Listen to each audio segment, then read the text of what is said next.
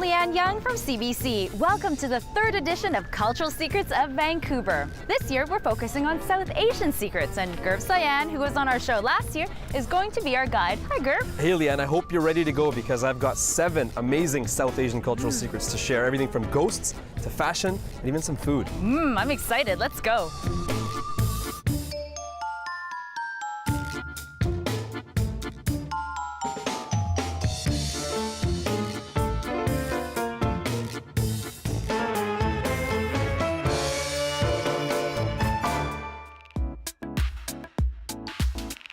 I'm a huge fan of South Asian fashions, the glitz, the glamour, it is gorgeous. But I hear there's a couple designers here in town doing some interesting things. Gurp? Yeah, actually there's one particular designer I want to talk about. She's a friend of mine who I met through dance, and her name is Trisha Ramprasad, and she's got some great designs she's going to show us here today. All right. Hi, Trisha. How are you? I'm great. How are you? It's really nice to be here in your studio today. Thanks for having us. Welcome. I'm enjoying having you guys here. Can you tell us a little bit about your influences or how you got into fashion? My grandmother was a seamstress, and I was very close with her, and I grew up beside her, like, you know, holding the scissors for her, and she never created anything out of a pattern. She just would dream up stuff in her head, and she would get the fabric out there, and with her scissors in her hand, fearless woman, just start cutting the fabric and creating something beautiful. And I realized how much that inspired me. As a South Asian designer, people are like, oh, so you do like saris and all of that, and I'm not even from India, so you know, I've always had this European influence in my life, and I just wanted to make clothes for everybody. Can you tell me a little bit about your design philosophy? I know that being eco-friendly is a really big part of what you do. There are different fabrics that you have to choose from. You can't use like the regular spandex and polyesters. I mean, if you do use a polyester, it has to be recycled polyester. The other thing I've used is organic cottons. You know, hemp is naturally an organic fiber. We've used organic wool. It comes down to how you treat and how ethical you are in the raising of your sheep, and I learned all about that when I went to Scotland last year to research organic wool. Trish, I also wanted to ask you a little bit about the production. Bana is locally produced in Vancouver. With my custom garments, I hand paint and I actually hand make them myself. But with my mass production, I work with 4 local factories here. I love being able to go into the factory and knowing that, you know, each person has their set quota for the day. They're not being ill-treated. I'm really proud of being an ethical brand.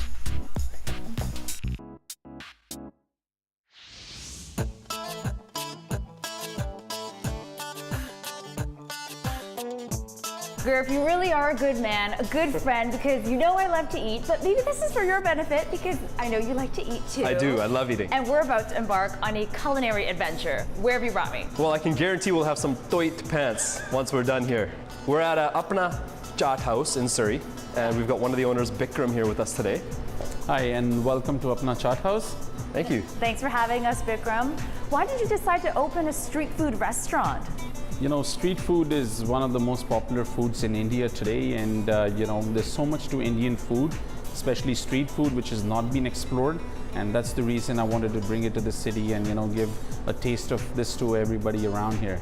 Can you describe some of the dishes we'll see on the menu? What are some of the specific things? Well, you know, Golgappe is from North India as well as from, you know, the western part of India, that's Bombay. They call it Pani Puri there. And you know, it's very, very popular. People just love it. I know you serve your golgappe one at a time, just like they do in India. If you go on the streets, you see stalls and carts and you know, people lined up to eat golgappes, and we serve it the same way here. Puchka is one of the most popular street food, and then there's the chaat, you know, that comes in from North India. That's very popular as well. And then we have the kathi rolls that come from the east of India, from Calcutta. So we've got a spread of different kind of foods, and you know, we are the only ones who do it here. That was a feast. We've got all the information on our secrets on the CBC Vancouver website. So where are we going after the break? 2 hints, rock and roll and bling. Let's do this.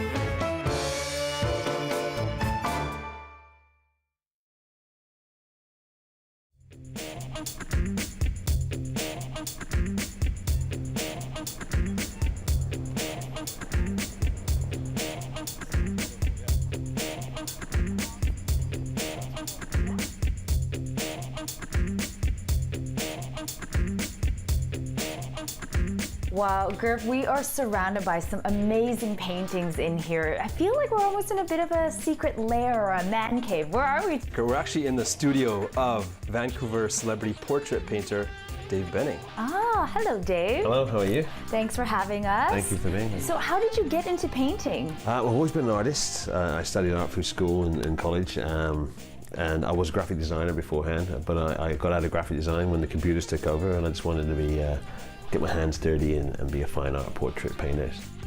How did you actually get into painting celebrities? When I was younger, I used to copy album covers, and I love listening to music, so obviously I've got an interest in the music too. So it's just one of those things where I've always been into pop culture and pop arts.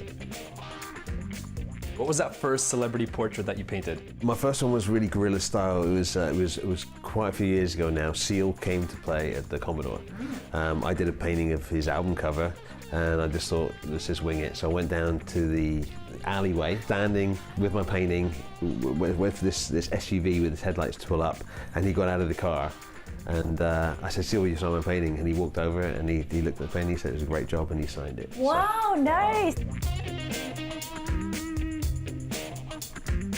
Dave, I've seen some of the awesome celebrities that you've met. There seems to be so many of them. How did that happen? Working with River Rock Casino, they have a lot of great acts that come to the show theatre, so we approach each other with an idea to paint the artists as they come in. The artists will sign the paintings, they'll be displayed, and then eventually auctioned off for charity. Dave, you're South Asian. Do you do any South Asian portraits, any religious sketches or anything like that? I've actually done a lot of pen and ink drawings of the Golden Temple. They were quite popular. I'm proud of all my work, you know, it's one of those things where the sense of accomplishment at the end of it is amazing. The excitement of leaving a legacy for my kids is really cool too. Dave, you are so talented. Thank you so much for having Gurp and I here. Thank you.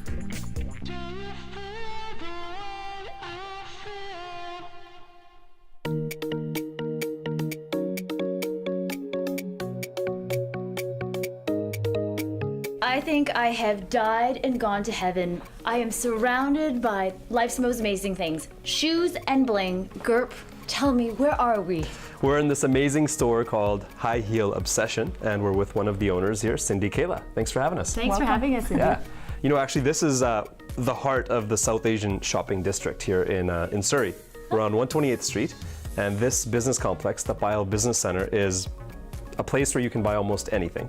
Cindy, there are so many shoe stores out there, but there's something unique about what you guys do here. What is that?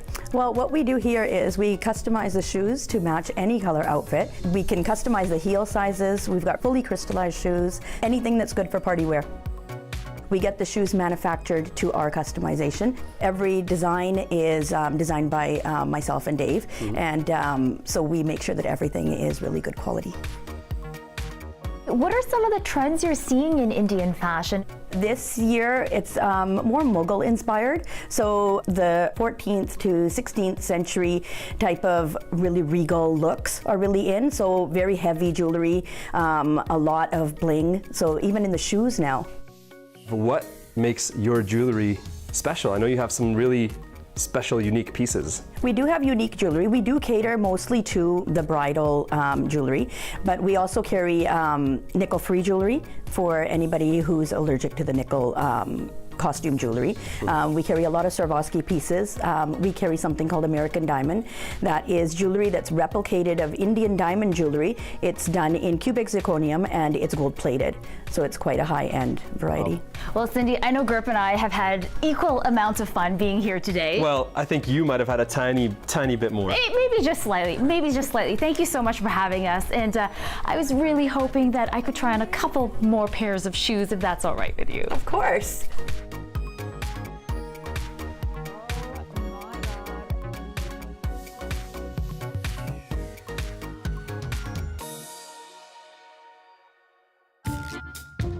Okay, I could have stayed there all day. I bet. And if you would like to check it out, we've got all of the secrets on our CBC Vancouver website. And when we come back, a new museum and a ghost. Ooh.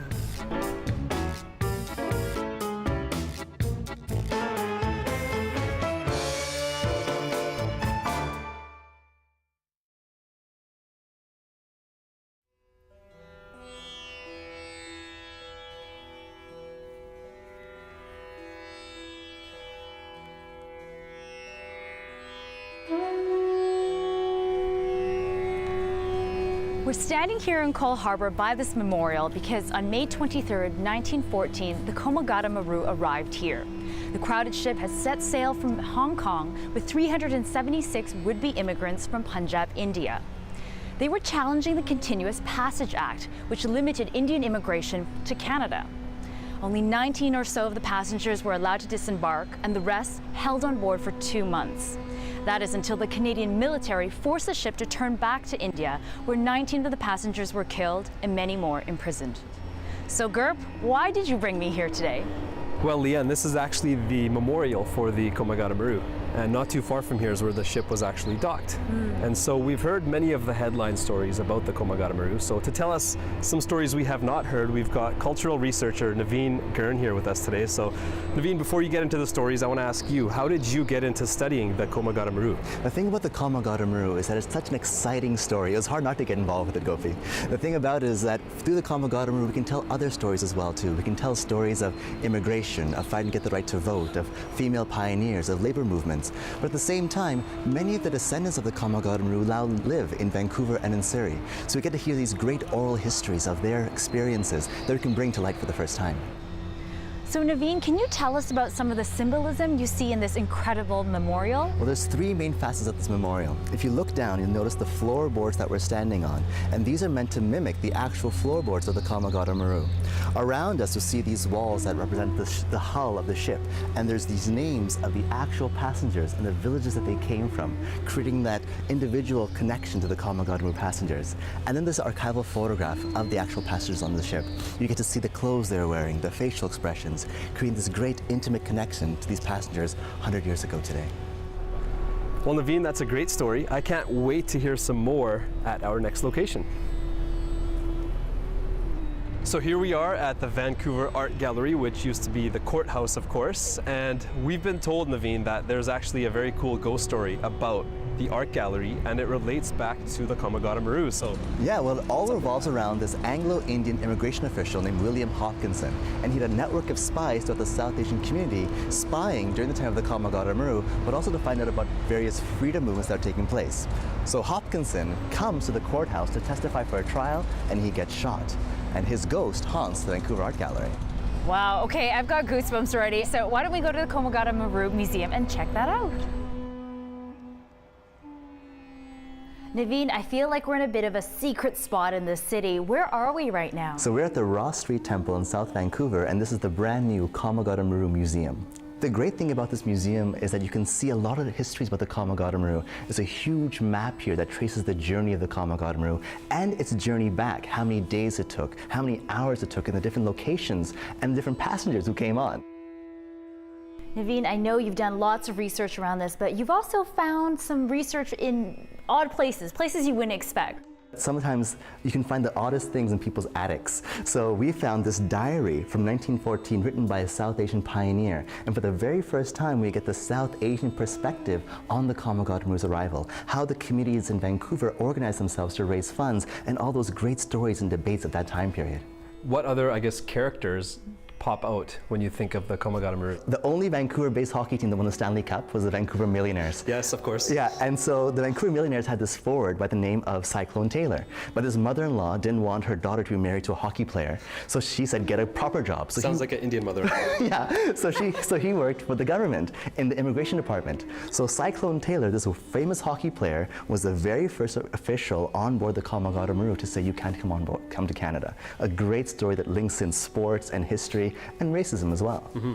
Wow, there's so much here. Naveen, where can people find more information about the Komagata Maru if they wanted to? Well, you can come here to the Ross Street Temple Museum. It's open every Sunday from noon onwards. Completely open to the public. There's also an SFU, Simon Fraser University website called komagataMaruJourney.ca, where you can find articles, photographs, documents, everything about the Komagata Maru. There's also an app you can download for your phone called Cities in History. And there's a picture there you can click on to see the Komagata Maru where it was in Broad Inlet almost 100 years ago. Thank you so much for taking some time out and telling us all about the Komagata Maru. Thank you so much for the opportunity. There's so much more to learn about the Komagata Maru, and we've got everything that Naveen talked about on the CBC Vancouver website. And don't go anywhere, because after the break, we've got more food and even some dancing.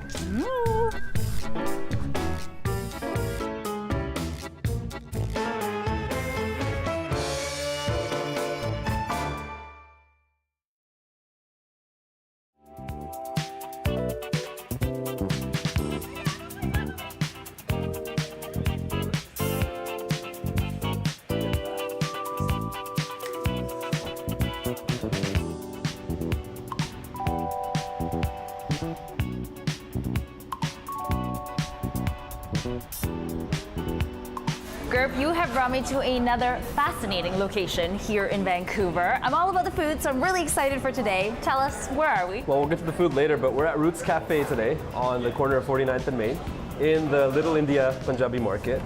So it's a great place, and we've got the owners with us here today, Hardeep and Simran Virk. Hi guys. Hello, hello. Hi, guys. Welcome. So I've grown up in around Little India, and I've seen this place undergo so much change. And you know, some of the stores, some of the business owners have been here for decades. Many of them moved on or moved out even to Surrey to open their businesses. Why did you guys choose to take a gamble and open your business here? We always feel like we've kind of been ahead of the curve. We kind of came at a time where it was sort of transitioning, and you know, a lot of for lease signs up on the windows.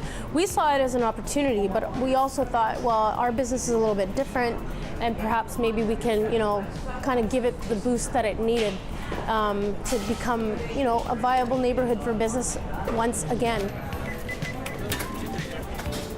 Tell us, what's been your inspiration for some of the unique menu items you've had? Hardeep is English by birth, and I'm Canadian, and one of the big Canadian dishes, comfort dishes, is poutine. And so we thought, okay, let's have poutine on the menu. But then we thought about it, and we're like, hey, we're here in Little India, and we love butter chicken. And so we thought, okay, let's do our version of meat and potatoes. And we thought, hey, let's do it on poutine. But now it's the sky's the limit. We've been coming out with tandoori Scotch eggs. That's right. And a curried meatloaf. So little spins of flavor that we are more accustomed to. What else have you got cooking up for the future? We are embarking on our chai company. This chai company is called Simi's Chai, and we have been serving it at all our cafes throughout our careers. And So we're now about we've to take just it to the next level. moved into a bigger facility where we're kettling and we're brewing our chai. And so this is all very exciting because it's local product. We've got also a gluten-free baking company called Eightfold Eats. It's a holistic approach to food. A lot of people are looking and searching out for gluten-free product and vegan products and sugar-free products. So a lot of people stand to benefit.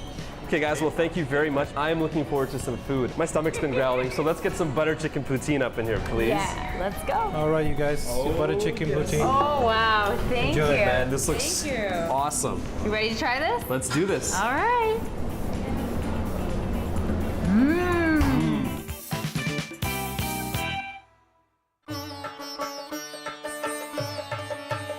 Gurp, I've been to a couple temples in my time, but I've never been to one so colorful. It's beautiful in here. Where are we? It is beautiful in here. We're at the Hindu temple in Burnaby, and we've got Ronil Desai with us here, who is one of the youth leaders with the Gujarati Society of BC, and he's going to tell us a little bit about the Navratri festival. Ronil, you're a big part of the Gujarati Society of BC. Can you tell me more about it? Yeah, well, the GSBC is a non-for-profit community here in Vancouver that encourages Gujarati-speaking members to get involved. They bring together about 500 to 600 members, and they provide platforms and opportunities for people to express various art forms in the Gujarati culture and develop friendships and relationships amongst the community.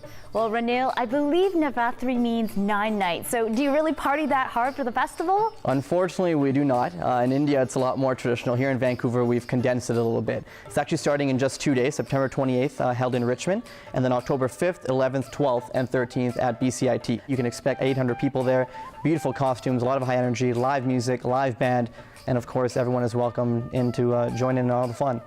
Well, Ronil, I'm always down for a good party, and it sounds like I'm definitely going to be making it out to Navratri. I'm going to bring a couple of my friends, but you know, we're kind of shy around the dance. If we come, is someone going to teach us, like, what's going to happen once we get there? Once you walk in, you're going to see a lot of people there. A lot of music. The music will be playing very loud, but what you're going to notice is that you're very welcomed. Everyone's really amongst their own circles, but at the same time, when they see someone new to the environment, they're going to come help them along the way. We'll teach you a little choreography. I'll be there, of course, and then we'll join in with everyone else. Before I make a total fool of myself with the lesson, is there any way we can see how the pros do it? Sounds good. Let's let the pros do their thing.